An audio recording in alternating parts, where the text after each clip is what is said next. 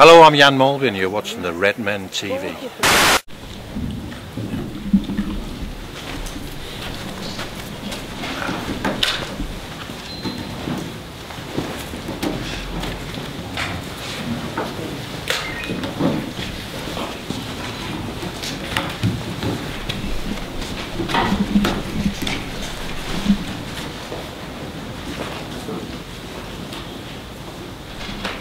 Okay. Well, we'll do a question each. Jim, do you want to kick off and we'll work around the room like we did last time? Yeah, okay. Just thinking about the transfer window, I know you said we're going to take time to get all the players we want. There's not going to be a lot of business away with the car, and we've got to realise where we are. So you're probably using some players who maybe not the way that they used to play, and you're using players, you've not got all the players you need for the way you want to play. So do you feel it's right to stick with the same philosophy of how to play, or it's worth adapting how you play to fit the players you've got?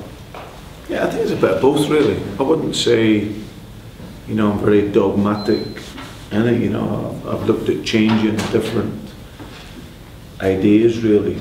You can't be so blinded to be, because the principles of your game is based on the players that you have. But I believe we do have the players to, in relation to the model, how we work, and I just think what we need is, it's mainly at the top end of the field. I think that's our biggest issue, really. Getting that support up there for Louis, and as I said, it's the dynamics of that. I think most of you would have seen the stats and the creativity and the chances that we have. It's absolutely incredible. So there's not a great deal wrong, but and also if you're at Liverpool Football Club, and you're one of the biggest clubs in the world, then technically and tactically you should be able to play. And I believe that the players have done, as I said, we've been making steady progress. Big letdown for us last weekend. It was, you wouldn't believe how confident it was. Probably as confident as we've been, But I said to the players that it was probably the first week as well where we never, last week, or this actual week, and part of last week, that was our first clear week from the beginning of the season. Take away the international breaks, but we've been playing during the week. And our confidence was so high. But what we lost last week for me was what has made us chip away over these last couple of months, which was graft. Just sheer hard graft and work and intensity. And that was probably missing from our game. And then when you don't have that, you mix that in along with some of the other issues, and all of a sudden you lose a game that I think probably everyone had framed in the mind, well, there's 3 points. But it's easily done for players and supporters. But I don't think there's, in terms of the model of the world, I think the players have done very well with that. As I said, it's about being clinical, really, and scoring more of the chances, and that's the types of players that we need. Okay, agents, leeches, or unnecessary evil, and how to, do you have an opinion on? If the agents work for the players, why do the clubs have to pay the agents money instead of coming out of the players' own money? Do you have an opinion on that? How frustrating is it trying to work with agents when they seem to be so greedy? I think it's like everything in life, there's good and bad. I've got to say I've come across both. I've come across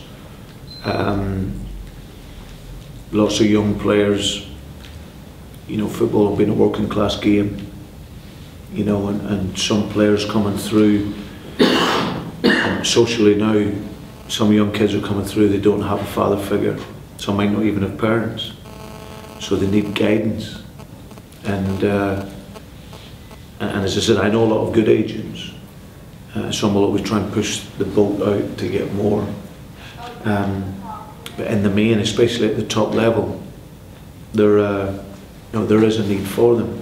What you have to do is, and what I've tried to do coming in, is control that. And by doing that, you've got to show a backbone as a club.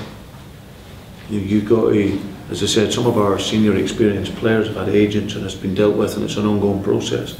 But young players, I know their value and worth, and I will always try and ensure that the club never gets, you know, shafted out of having to pay more, or should pay more than what they're worth.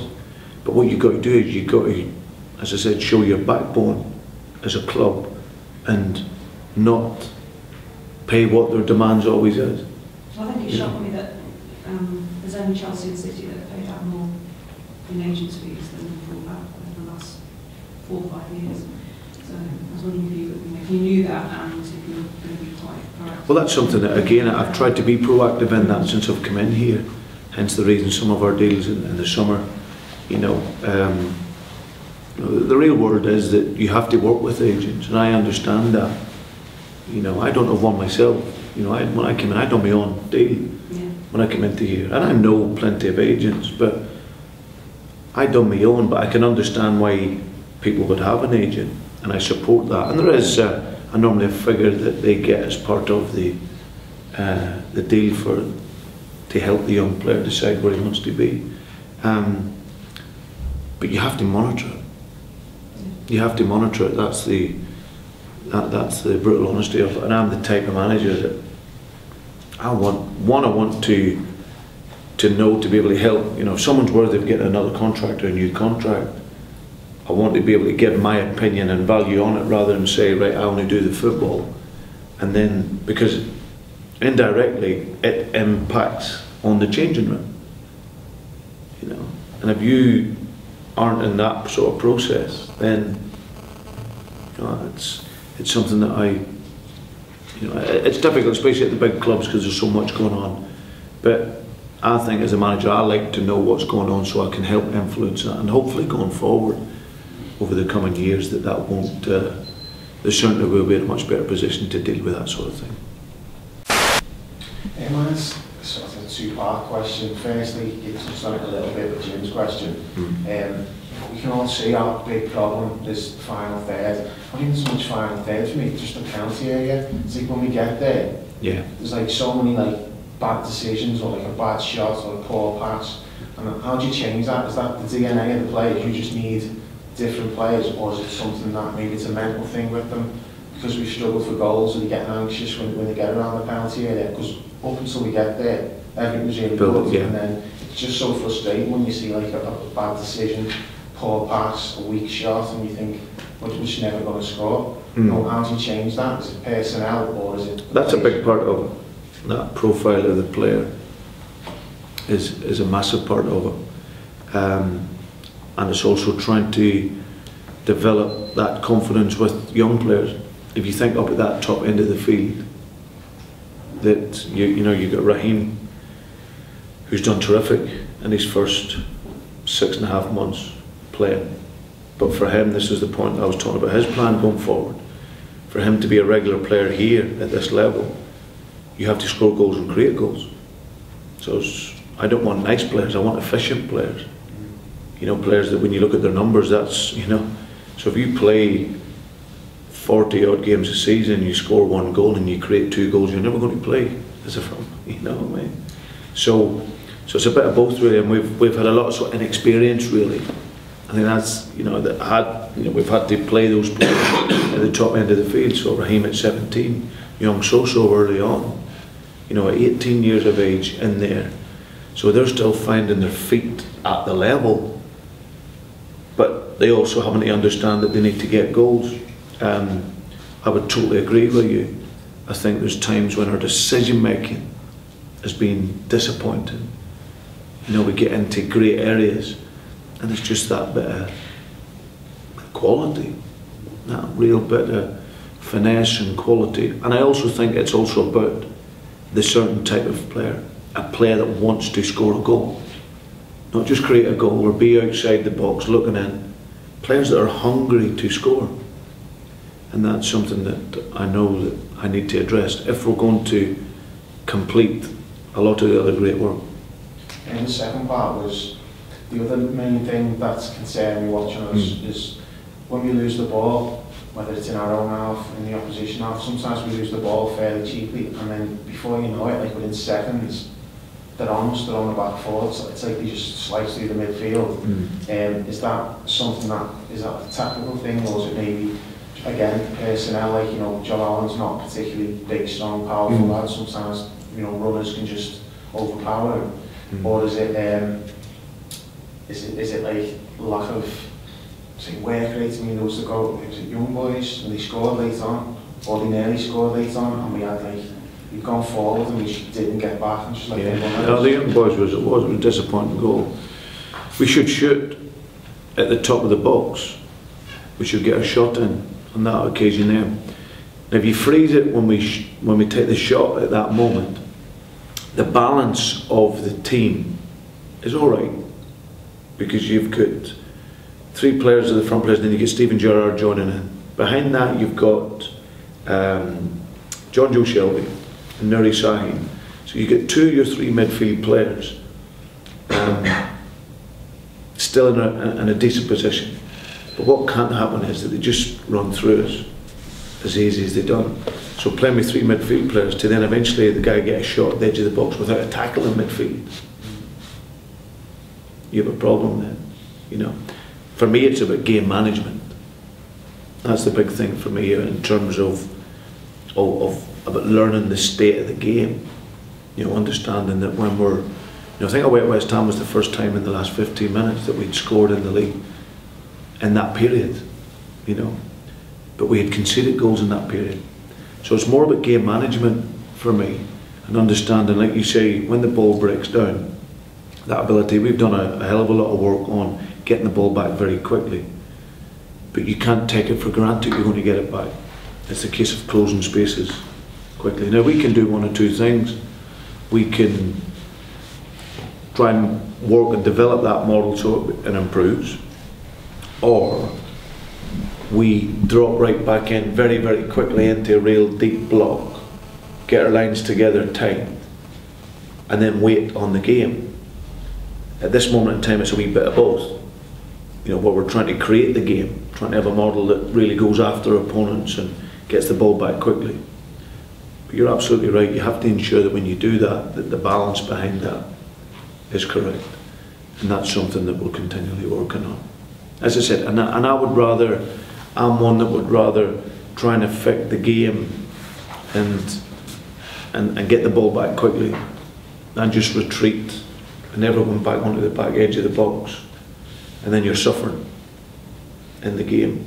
Now we might make some mistakes in these early months of doing that, and but what I'd like to think is that we would learn from that, from the young boys' game, and as you say, because that's going to be important for us. Just going back to the transfer window, obviously on August 31st we were all left disappointed as to deals that maybe should have happened that didn't. And we actually got deals that are going to happen in, say, the first week or so, that you know, that you can rubber stamp in your mind that we're going to get these type of players in. Well, not 100% at this very moment, but I'm confident that we will get certainly some way in getting the types of players in that we would want. And obviously the earlier the better. Yeah. You know, of course. But that's not always controlled by ourselves. Because when you're the selling club, and if you maybe know the player's going to go, especially if you understand that the club maybe needs a certain player, they can drag it right out to the end of January. Because obviously you got the whole window to get the player. Of course, you would love to get him in that early part. But as long as we can get them in, that's important for us. So we're not quite as close as the tabloids make it out then? No, I wouldn't read everything that's in the tabloids, because I've seen quite a few names and a few people that have been linked with coming here, and it's astonishing, really. I think what it is, and what I've seen it before, obviously at other clubs, but I think what I've understood even more so here is that by virtue of the association of Liverpool, a club, a player being linked with Liverpool, that then sparks off, you know, interest elsewhere. You know, so an agent can throw it out to a newspaper, listen, if you can just stick that in that, you know, Liverpool are interested in such and such, then what happens is that goes into the press, and then maybe someone who is actually looking for the player, it sparks them off to think that, right, well, we better do something because Liverpool's a big club, and you know. And then finally, on actual transfer deadline day, was there anyone that we were particularly close to that we've not heard about, or in terms of bringing a striker in, having missed out on Dempsey and what have you? No, there was a few that was in the pipeline, but there was nothing. He would have been the obviously a preferred target of where we were at, really. There was no way the intention was to leave us as short, you know, as what we were, really. Yeah. That was something that, you know, it's not naive. You know, it doesn't matter a young manager or an older manager, experienced manager. You know, you don't want to be in that position. But I think how the players have coped over the course of this period of time in that situation has been admirable, really. And we can still achieve the objectives that we want to achieve. And as I said, if we can get some help as early as we possibly can in January, that would be brilliant for us, and I think we can then push on. Brendan, how frustrating has it been? Obviously, you've losing Lucas so early in the season. We've waited to get him back. I think you've spoken in the past about how key his position is to the philosophy of play. We finally got him back, but of course, Joe Allen's has played a lot of football. Gerrard's played a lot of football. Sterling has. Is it frustrating to you that you've finally almost got your first choice team, and yet you've got issues of fatigue? So we're maybe not seeing these players at perhaps 100% that we would like to see them at. Yeah, if you look at Lucas, first of all, it's going to take him a bit of time. I think you'll all see that he's still trying to get up to speed. You know, he's been out for a long period. He came back in the summer, and then obviously he was out very early on. He's worked very hard to get back. Thankfully, the knee has held up well, and you add that sort of 2.5, 3 months he was out to already what he was out, then it's just going to take him that wee bit of time. As you say, Joe Allen has played, at this point in time, he's played twice the number of games that he's played as what he did at the same period last year for me, at Swansea. So there is that element of fatigue in that setting in. But it's life. You get on with it. And of course that the job was to pick players that then are going to be right and are going to be right, and the players are given everything. So it's you know, everyone is important to all, not just Lucas. Everyone has a role and function to play within it. And but as I said, when these players are firing, and Stephen's had his best run of games for quite a while now, a few years. Daniel Agger feels as good as he's ever done. Had a real good long chat with Daniel this morning. And I think the level of his game is, you know, last week he was outstanding, I thought. So, but that's part of it. You're a big club. You know, tomorrow will be our 30th game in all competitions, and when you think that some clubs will play maybe 45, 46 games in a season or whatever, then we've played actually quite a large amount at this period. But big club, that's what you expect. You want the games, and you've got to be able to cope with it. And maybe the group's a wee bit shallow at this moment to do it, but we're out to compete, and it'll grow as we go along. Are you pleased with how Jordan Henderson stepped up in the last few weeks to sort of ease the burden of these players? Yeah, Jordan's a boy, bless him, that he's come into here, and probably the price tag, in all fairness, has really hindered him. I think if he came in here for a £4 or £5 million player, everyone would be saying what a great talent he is, and how a wee bit of time he'll be a good player. And I think he will be, there's no doubt. I think he stepped in, he's got great energy, he's learning the football side of the game. You know, sometimes when you get that much athleticism and you want to run, but as you go up the levels and you go into European football, there's not always the space to run, so you've got to understand the game. And that's something that he's doing all the time, and as I said, his attitude to succeed here. And I think once he continues to develop and gain confidence, he might end up being the player like Lucas was. And when he first came in, it was really difficult for him. Supporters were wondering what was everything about this guy, Lucas Leiva. And now he's become quite an instrumental member of the group. And and let's hope the same thing happens for Jordan. Okay. Okay. Will there be any opportunity for Gerrard to play in the front three this season? Because he seems to be playing a lot deeper than usual, and he does his best work in the final third. Yeah. Yeah. I'm not sure he is playing much deeper. I think it's sometimes, there's no doubt that probably Stephen's role, maybe going forward, will be modified slightly. And that's nature as well. I think it's one where what's been unfortunate for Stephen is the ball has never really broke to him a lot. See the number of times he's actually, Stephen's best position is central and then penetrating from that central area and arriving into the box. And the number of times I've watched the videos, analysed the games many times after each game, a number of times he arrives in there and the pass just doesn't come in or comes in too late. You had the one last week, you know, where Lou slides him in early, he's away and he's in. But instead he's waited and then the ball actually then fell upward and he gets his shot off. But I think, as I said, he's a guy that he's got wonderful quality.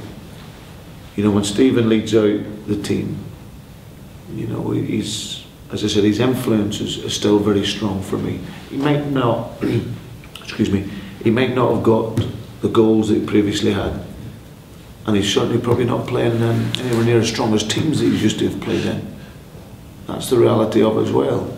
You know, this is a guy who's, you know, he's had to take up the mantle here, you know, playing with 17-year-olds, 18-year-olds. You know, there's one or two games I've looked at our senior players and I've felt for them a bit this year. You know, I looked at away at Chelsea. You know, I looked at their front four and the money that they cost. And we've got young Soso and young Raheem Sterling and boys out there, and I'm thinking, you know, a few years ago they were coming here with a real strong team of players. But he's kept going and he stood up to the challenge.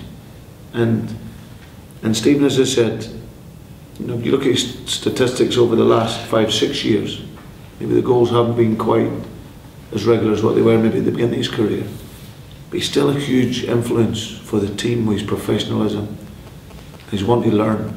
Will he play in the front three? Okay, he just needs to be in an area where he can influence it.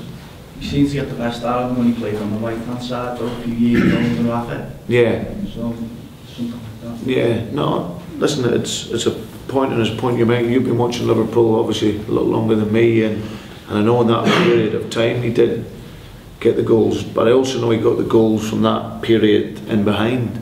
Yeah. So you had Torres, didn't you, and you had Stephen in behind. But you had Mascherano and Alonso, man. Yeah. So that gives him freedom. January coming up, Brendan. Absolutely. You know what I mean? So his responsibilities are greater. But I take your point, it's a terrific point. I'm always looking and analysing where we can maximise to get the best out of the players that we can, and there's no doubt he's one. Without the goals, he's still been a great influence for me as a club captain and a player. To ask you about the players you've signed and also a couple of the players who've been widely reported to be interested in as well. There seems to be a bit of a focus, if you like, on players that are sort of 23 and younger really. I think there's only Asaidi who you've signed who's a little bit older, he just turned 24 I think. And I just wonder with what you're saying about you know, how young Sterling is, how young Sousa is, whether you'd like to see more experienced players come to the club, and there's been some talk, I think you've denied it before, but there's some talk of almost a policy of signing players that young, and I just wondered what the case is there really, whether you think we do need that experience. Yeah, I always think you need balance. You need experienced players. There's absolutely no question. It's just the value that they're going to bring in to the football club. Obviously, of course, the owners are very keen and love young talent and young players. One, because obviously you bring someone in at 20 years of age and he's a talent, you hopefully can be with you then for the next 10 odd years and develop and grow and become the player that can hopefully bring success to the club. But I also believe you're right as well. You know, the modern game, You know, you look at Cazorla going into Arsenal at 27. You know, you can't tell me he's too old. That's what, absolutely right. So that's something that, of course, I'll fight for here, because for me it has to be the best player that's available, irrespective of the age. You know, we want to get top young players in, of course, where you can nurture them and develop them, and also they bring the hunger.